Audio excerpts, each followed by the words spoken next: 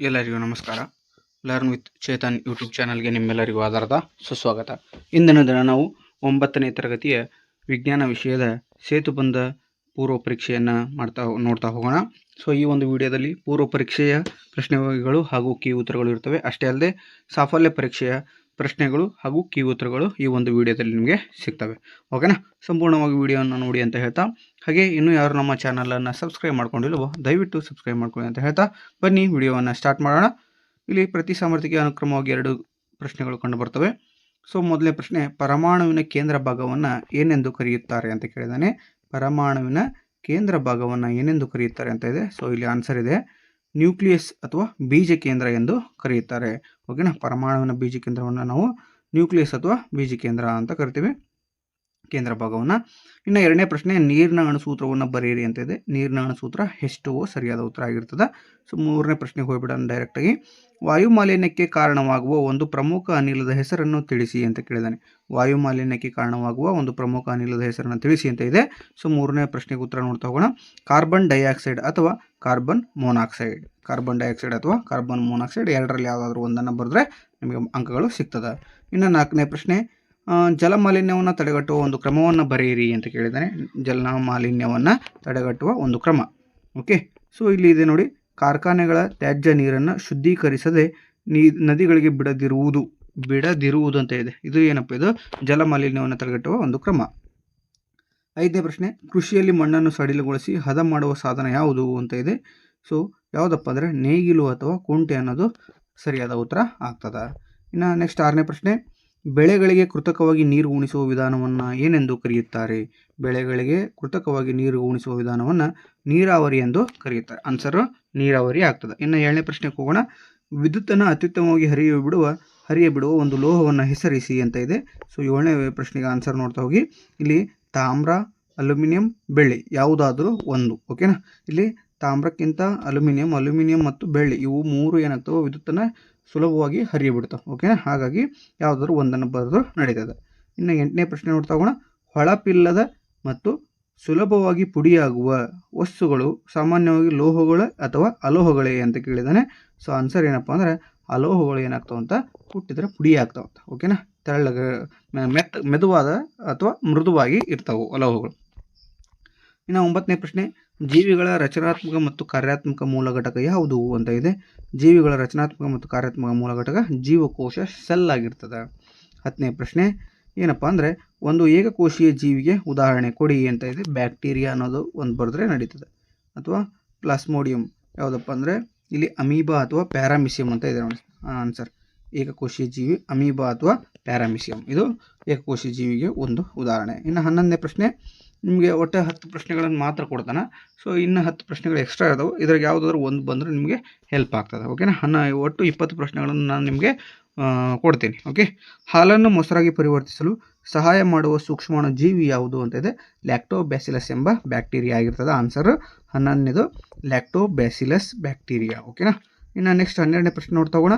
Malaria ರೋಗಕ್ಕೆ ಕಾರಣವಾಗುವ ಸೂಕ್ಷ್ಮ ಜೀವಿ ಯಾವುದು ಅಂತ ಇದೆ. ಮಲೇರಿಯಾ ರೋಗಕ್ಕೆ ಕಾರಣವಾಗುವ ಸೂಕ್ಷ್ಮ ಜೀವಿ ಅನಾಫಿಲಿಸ್ ಅಥವಾ ಇಲ್ಲಿ ಪ್ಲಾಸ್ಮೋಡಿಯಂ ಅಥವಾ ಪ್ರೋಟೋಜೋವಾ ಅಂತ ಕೊಟ್ಟಿದ್ದಾನೆ. ಅಂದರೆ ಅದರ ಅರ್ಥ ಈ ಒಂದು ಅನಾಫಿಲಿಸ್ ಎಂಬ ಹೆಣ್ಣು ಸೊಳ್ಳೆ ಐತಲ್ಲ, ಅದರ ಒಂದು ಕಾಲುಗಳಲ್ಲಿ ಪ್ಲಾಸ್ಮೋಡಿಯಂ ವೈವಾಕ್ಸ್ ಅಂತ ಒಂದು ಪ್ರೋಟೋಜೋವಾ ಇದೆ. ಇದರಿಂದ ಏನಾಗ್ತದಪ್ಪ ಅಂದರೆ ನಮಗೆ ಮಲೇರಿಯಾ ರೋಗ ಬರ್ತದೆ. ಇನ್ನು 13ನೇ ಪ್ರಶ್ನೆ, ಬಲದ ಅಂತಾರಾಷ್ಟ್ರೀಯ ಏಕಮಾನ ಯಾವುದು ಅಂತ ಇದೆ. ಬಲದ ಅಂತಾರಾಷ್ಟ್ರೀಯ ಏಕಮಾನ ನ್ಯೂಟನ್ ಆಗಿರ್ತದೆ. ಬಲದ ಅಂತಾರಾಷ್ಟ್ರೀಯ ಏಕಮಾನ ನ್ಯೂಟನ್. 14ನೇ ಪ್ರಶ್ನೆ, ಚಾಕುವಿನ ಬಾಯಿ ಚೂಪಾಗಿದ್ದಾಗ ಕತ್ತರಿಸುವಾಗ ಒತ್ತಡ ಹೆಚ್ಚಾಗುತ್ತದೆಯೋ ಅಥವಾ ಕಡಿಮೆಯಾಗುತ್ತದೆಯೋ ಅಂತ ಇದೆ. ಸೊ 14ನೇ ಪ್ರಶ್ನೆಗೆ ಒತ್ತಡ ಏನಾಗ್ತದಪ್ಪ ಅಂದರೆ ಹೆಚ್ಚಾಗ್ತದೆ. ಚಾಕುವಿನ ಬಾಯಿ ಏನಾಗ್ತದೆ, ಬಹಳಷ್ಟು ಶಾರ್ಪ್ ಇದೆ ಅಂದರೆ ಒತ್ತಡ ಹೆಚ್ಚಾಗ್ತದೆ. 15ನೇ ಪ್ರಶ್ನೆ, ಆಕ್ಸಿಜನ್ O2 ಎಂಬುದು ಒಂದು ಮೂಲ ವಸ್ತುವೇ ಅಥವಾ ಸಂಯುಕ್ತವೇ ಅಂತ ಕೇಳಿದ್ದಾನೆ. ಸೊ ಆನ್ಸರ್ ಏನಂದರೆ ಮೂಲ ವಸ್ತು ಆಗಿರ್ತದೆ. ಆಕ್ಸಿಜನ್ ಅನ್ನೋದು ಒಂದು ಮೂಲ ವಸ್ತು. 16ನೇ ಪ್ರಶ್ನೆ, 2 ಅಥವಾ ಹೆಚ್ಚು ಮೂಲ ವಸ್ತುಗಳು ನಿರ್ದಿಷ್ಟ ಅನುಪಾತದಲ್ಲಿ ರಾಸಾಯನಿಕವಾಗಿ ಸೇರಿದಾಗ ಏನಾಗ್ತದೆ ಅಂತ ಇದೆ. ಸೊ 16ನೇ ಪ್ರಶ್ನೆಗೆ ಉತ್ತರ ಏನಪ್ಪ ಅಂದರೆ ಸಂಯುಕ್ತ ವಸ್ತು ಕಂಪೌಂಡ್ ಉಂಟಾಗುತ್ತದೆ. 16ನೇ ವಸ್ತು ಕಂಪೌಂಡ್ ಅಥವಾ ಸಂಯುಕ್ತ ವಸ್ತು. ನೆಕ್ಸ್ಟು 17ನೇ ಪ್ರಶ್ನೆ, ಶಬ್ದವು ಯಾವುದರ ಮೂಲಕ ಪ್ರಸಾರವಾಗುವುದಿಲ್ಲ ಅಂತ ಕೇಳಿದ್ದಾನೆ.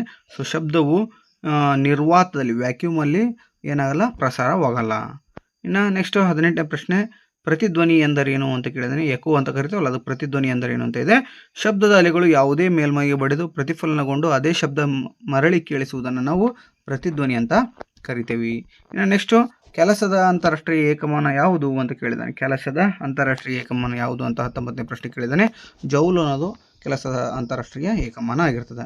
ಇನ್ನು 20ನೇ ಪ್ರಶ್ನೆ ಶಕ್ತಿ ಸಂರಕ್ಷಣಾ ನಿಯಮದ ಪ್ರಕಾರ ಶಕ್ತಿಯನ್ನು ಹೊಸದಾಗಿ ಸೃಷ್ಟಿಸಲು ಸಾಧ್ಯವೇ ಅಂತ ಕೇಳಿದಾನೆ. ಶಕ್ತಿಯನ್ನು ಹೊಸದಾಗಿ ಸೃಷ್ಟಿಸಲು ಸಾಧ್ಯವಿಲ್ಲ ಮತ್ತು ನಾಶಪಡಿಸಲು ಸಾಧ್ಯವಿಲ್ಲ ಅಂತ ಆನ್ಸರ್ನ ನೀವು ಬರೀಬೇಕಾಗ್ತದೆ. ಓಕೆನಾ. ಇವು ಪೂರ್ವ ಪರೀಕ್ಷೆ ಮತ್ತು ಪೂರ್ವ ಪರೀಕ್ಷೆಯ ಕೀ ಉತ್ತರಗಳಾಗ್ತವೆ. ಈಗ ನಾವು ಏನು ಮಾಡೋಣ, ಸಾಫಲ್ಯ ಪರೀಕ್ಷೆಯ ಪ್ರಶ್ನೆಗಳು ಹಾಗೆ ಕೀ ಉತ್ತರಗಳನ್ನು ನೋಡ್ತಾ ಹೋಗೋಣ ಇದೇ ವಿಡಿಯೋದಲ್ಲಿ. ಓಕೆ, ಬನ್ನಿ. ಇಲ್ಲಿದೆ ನೋಡಿ ಸಾಫಲ್ಯ ಪರೀಕ್ಷೆ. ಓಕೆ, ಮೊದಲನೇ ಪ್ರಶ್ನೆ ಏನಪ್ಪ, ಎಲೆಕ್ಟ್ರಾನ್ಗಳು ಯಾವ ರೀತಿಯ ವಿದ್ಯುದಾವೇಶವನ್ನು ಹೊಂದಿರುತ್ತವೆ ಅಂತ ಇದೆ. ಎಲೆಕ್ಟ್ರಾನ್ಗಳು ಯಾವಾಗಲೂ ಋಣಾತ್ಮಕ ಆವೇಶವನ್ನು ಹೊಂದಿರುತ್ತವೆ, ಋಣಾವೇಶವನ್ನು ಹೊಂದಿರ್ತವೆ. ಆನ್ಸರ್ ಇದೆ ನೋಡಿ ಇಲ್ಲಿ, ಎಲೆಕ್ಟ್ರಾನ್ಗಳು ಋಣಾವೇಶವನ್ನು ಹೊಂದಿರ್ತವೆ. ಇದು ಸಾಫಲ್ಯ ಪರೀಕ್ಷೆಯ ಪ್ರಶ್ನೆ ಪತ್ರಿಕೆ ಮತ್ತು ಕೀ ಉತ್ತರಗಳು. ಇನ್ನು ಎರಡನೇ ಪ್ರಶ್ನೆ ನೋಡಿ, ಸೋಡಿಯಂ ಕ್ಲೋರೈಡ್ ಅಥವಾ ಅಡುಗೆ ಉಪ್ಪಿನ ಅಣುಸೂತ್ರವೇನು? NaCl ಅನ್ನೋದು ಸರಿಯಾದ ಉತ್ತರ ಆಗ್ತದೆ. ಸೋಡಿಯಂ ಕ್ಲೋರೈಡ್ ಅಥವಾ ಅಡುಗೆ ಉಪ್ಪಿನ ಸಾಮಾನ್ಯ ಅಣುಸೂತ್ರ NaCl. ಇನ್ನು ಮೂರನೇ ಪ್ರಶ್ನೆ, ನೈಸರ್ಗಿಕ ಸಂಪನ್ಮೂಲಗಳಿಗೆ ಯಾವುದಾದ್ರೂ ಒಂದು ಉದಾಹರಣೆ ಕೊಡಿ ಅಂತ ಇದೆ. ನೈಸರ್ಗಿಕ ಸಂಪನ್ಮೂಲಗಳಿಗೆ ಯಾವುದಾದ್ರೂ ಒಂದು ಉದಾಹರಣೆ ಅಂದರೆ ಅದು ಯಾವುದಪ್ಪ ಅಂದರೆ ಗಾಳಿ, ಬೆಳಕು, ನೀರು, ಹೌದಾ, ಮಣ್ಣು ಹಾಗೆ ಸೂರ್ಯನ ಕಿರಣಗಳು, ಇವೆಲ್ಲವೂ ನೈಸರ್ಗಿಕ ಸಂಪನ್ಮೂಲಗಳಾಗಿರ್ತವೆ. ನೋಡಿ, ಗಾಳಿ, ನೀರು, ಮಣ್ಣು, ಅರಣ್ಯ ಯಾವುದಾದ್ರೂ ಒಂದನ್ನು ಬರೆದರೆ ನಡೀತದೆ. ಇನ್ನು ನಾಲ್ಕನೇ ಪ್ರಶ್ನೆ, ವಾಹನಗಳ ದಟ್ಟಣೆ ಮತ್ತು ಹೊಗೆಯಿಂದ ಹೆಚ್ಚಾಗಿ ಯಾವ ಮಾಲಿನ್ಯ ಉಂಟಾಗುತ್ತದೆ? ನೋಡ್ರಿ, ಇನ್ನೊಂದು ಕ್ವಶನ್ ಓದ್ಕೊಳ್ರಿ ನೀಟಾಗಿ. ವಾಹನಗಳ ದಟ್ಟಣೆ ಮತ್ತು ಹೊಗೆಯಿಂದ ಹೆಚ್ಚಾಗಿ ಯಾವ ಮಾಲಿನ್ಯ ಉಂಟಾಗ್ತದಪ್ಪ ಅಂದರೆ ವಾಯು ಮಾಲಿನ್ಯ ಉಂಟಾಗ್ತದೆ. ಆನ್ಸರ್ 4 ವಾಯು ಮಾಲಿನ್ಯ. ಇನ್ನು ಐದನೇ ಪ್ರಶ್ನೆ, ಕಳೆ ಕೀಳುವುದು ಅಥವಾ ವೀಡಿಂಗ್ ಎಂದರೆ ಏನು ಅಂತ ಕೇಳಿದಾನೆ. Weeding, ಕ್ಷಮೆಯಲ್ಲಿ wedding ಅಂದ್ಬಿಟ್ಟೆ. ಐದನೇ ಪ್ರಶ್ನೆ, ಮುಖ್ಯ ಬೆಳೆಯೊಂದಿಗೆ ಬೆಳೆದಿರುವ ಅನಗತ್ಯ ಸಸ್ಯಗಳನ್ನು ಅಥವಾ ಕಳೆಗಳನ್ನು ಕಿತ್ತು ಹಾಕುವುದನ್ನು ನಾವು ಕಳೆ ಕೀಳುವುದು ಎಂದು ಕರಿತೇವೆ, ವೀಡಿಂಗ್ ಅಂತ ಕರೀತಾರೆ ಅದಕ್ಕೆ. ಓಕೆನಾ, ಪ್ರೊನೌನ್ಸಿಯೇಷನ್ ಸ್ವಲ್ಪ ಮಿಸ್ ಆಗಿತ್ತಾಗಲೇ ಕ್ಷಮೆ ಆಗಲಿ. ಇನ್ನು ಆರನೇ ಪ್ರಶ್ನೆ ನೋಡಿ, ಸಾವಯವ ಗೊಬ್ಬರವನ್ನು ಆರ್ಗ್ಯಾನಿಕ್ ಮೆನ್ಯೂರ್ ಯಾವುದರಿಂದ ತಯಾರಿಸ್ತಾರೆ ಅಂತ ಇದೆ. ಆರನೇ ಪ್ರಶ್ನೆಗೆ, ಸಸ್ಯ ಮತ್ತು ಪ್ರಾಣಿಗಳ ಬ್ರಾಕೆಟ್ನಲ್ಲಿ ಸಗಣಿ, ತರಕಾರಿ ಸಿಪ್ಪೆ, ತ್ಯಾಜ್ಯ ಕೊಳೆಯುವಿಕೆಗಳಿಂದ ಏನು ಮಾಡ್ತಾರಪ್ಪ ಅಂದರೆ ಈ ಒಂದು ಸಾವಯವ ಗೊಬ್ಬರವನ್ನು ತಯಾರಿಸ್ತಾರೆ. ಇನ್ನು ಏಳನೇ ಪ್ರಶ್ನೆ, ಕೊಠಡಿಯ ಉಷ್ಣಾಂಶದಲ್ಲಿ ದ್ರವ ರೂಪದಲ್ಲಿರುವ ಏಕೈಕ ಲೋಹ ಯಾವುದು ಅಂದರೆ ಪಾದರಸ ಆಗಿರ್ತದೆ. ದ್ರವ ರೂಪದ ಏಕೈಕ ಲೋಹ ಪಾದರಸ. ಇನ್ನು ಎಂಟನೇ ಪ್ರಶ್ನೆ, ಆಭರಣಗಳ ತಯಾರಿಕೆಯಲ್ಲಿ ಬಳಸುವ 2 ಲೋಹಗಳು ಯಾವುದು ಅಂದರೆ ಚಿನ್ನ, ಬೆಳ್ಳಿ. ಈಸಿಯಾಗಿ ನೀವು ಬರೀತೀರಿ.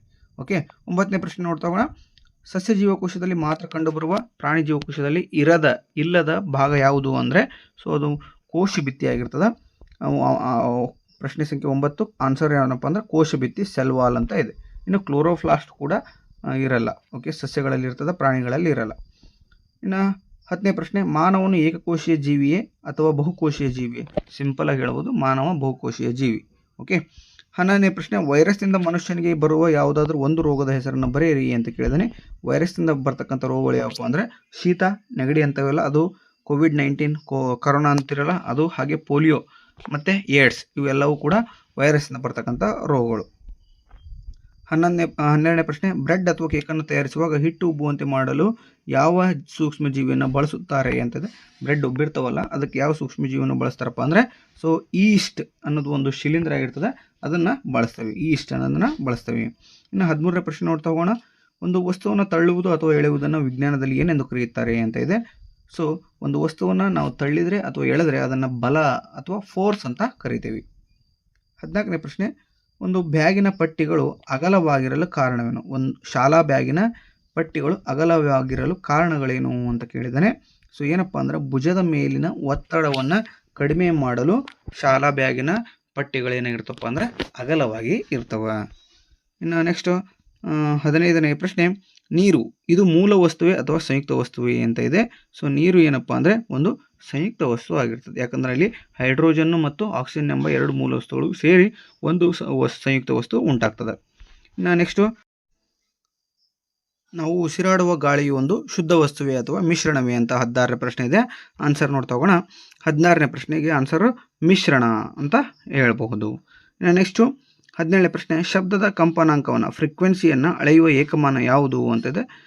ಯಾವುದಪ್ಪ ಅಂದರೆ 17ನೇ ಪ್ರಶ್ನೆಗೆ ಆನ್ಸರು ಹರ್ಡ್ಸ್. ಇದು ಫ್ರೀಕ್ವೆನ್ಸಿಯನ್ನು ಅಳಿತಕ್ಕಂಥ ಒಂದು ಏಕಮಾನ, ಆವೃತ್ತಿ ಅಂತ ಕರಿತೀವಿ. ಓಕೆನಾ. ಇನ್ನು 18ನೇ ಪ್ರಶ್ನೆ, ಮನುಷ್ಯನಿಗೆ ವಿಪರೀತವಾಗಿ ಕಿರಿಕಿರಿ ಉಂಟು ಮಾಡುವ ಅನಪೇಕ್ಷಿತ ಶಬ್ದವನ್ನು ಏನೆಂದು ಕರೆಯುತ್ತಾರೆ ಅಂತ ಕೇಳಿದಾನೆ.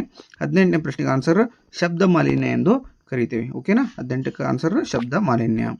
19ನೇ ಪ್ರಶ್ನೆ, ವಿಜ್ಞಾನದ ಪ್ರಕಾರ ಒಂದು ವಸ್ತುವಿನ ಮೇಲೆ ಬಲ ಪ್ರಯೋಗವಾಗಿ ಆ ವಸ್ತುವು ಚಲಿಸಿದರೆ ಮಾತ್ರ ಏನಾಗಿದೆ ಎನ್ನುತ್ತೇವೆ ಅಂತ ಕೇಳಿದಾನೆ. ಸೊ ಅಲ್ಲಿ ಆನ್ಸರ್ ಏನಪ್ಪ ಅಂದರೆ ಕೆಲಸ ಆಗಿದೆ ಅಂತ ನಾವು ಅರ್ಥ ಆಗ್ತದೆ. ಯಾಕಪ್ಪ ಅಂದರೆ ಒಂದು ಕೆಲಸ ಆಗಿದೆ ಅಂದರೆ ಆ ವಸ್ತುವಿನ ಮೇಲೆ ಬಲ ಪ್ರಯೋಗವಾಗಿರಬೇಕು ಮತ್ತು ಆ ವಸ್ತುವಿನ ಸ್ಥಾನದಲ್ಲಿ ಪಲ್ಲಟಣೆ ಆಗಿರಬೇಕು, ಅಂದರೆ ಸ್ಥಾನದಲ್ಲಿ ಬದಲಾವಣೆ ಆಗಿರಬೇಕು. ಇವೆರಡು ನಿಬಂಧನೆಗಳು ಇದ್ದರೆ ಮಾತ್ರ ಅದನ್ನು ನಾವು ಕೆಲಸ ಅಂತ ಕರಿತೀವಿ. ಇನ್ನು 20ನೇ ಪ್ರಶ್ನೆ, ಶಕ್ತಿಯನ್ನು ಸೃಷ್ಟಿಸಲಾಗದು ಮತ್ತು ನಾಶ ಮಾಡಲಾಗದು, ಆದರೆ ಒಂದು ರೂಪದಿಂದ ಇನ್ನೊಂದು ರೂಪಕ್ಕೆ ಬದಲಾಯಿಸಬಹುದು. ಇದು ಯಾವ ನಿಯಮ ಅಂತ ಕೇಳಿದಾನೆ. ಇದು ಶಕ್ತಿ ಸಂರಕ್ಷಣಾ ನಿಯಮ ಆಗಿರ್ತದೆ. ಆನ್ಸರ್ ಏನಪ್ಪ ಅಂದರೆ ಶಕ್ತಿ ಸಂರಕ್ಷಣಾ ನಿಯಮ. ಓಕೆನಾ.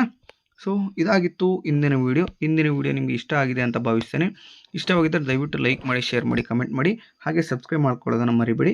ಅಷ್ಟೇ ಅಲ್ಲದೆ ಅಲ್ಲಿ ಹೈಪ್ ಬಟನ್ ಅಂತ ಇರ್ತದೆ, ಹೈಪ್ ಅಂತ ಇರ್ತದೆ. ಸೊ ಆ ಒಂದು ಹೈಪ್ ಬಟನ್ನ ಕ್ಲಿಕ್ ಮಾಡೋದ್ರ ಮೂಲಕ ಈ ವಿಡಿಯೋ ಇನ್ನೂ ಹೆಚ್ಚು ವಿದ್ಯಾರ್ಥಿಗಳಿಗೆ ತಲುಪಲಿ ಅಂತ ಒಂದು ಆಶೆಯನ್ನು ತಿಳಿಸ್ತಾ, ಇಷ್ಟೊತ್ತು ವಿಡಿಯೋ ನೋಡಿರ್ತಕ್ಕಂಥ ನಿಮ್ಮೆಲ್ಲರಿಗೆ ತುಂಬ ಹೃದಯದ ಧನ್ಯವಾದಗಳನ್ನು ತಿಳಿಸಲಿಕ್ಕೆ ಇಷ್ಟಪಡ್ತೇನೆ. Thank you so much.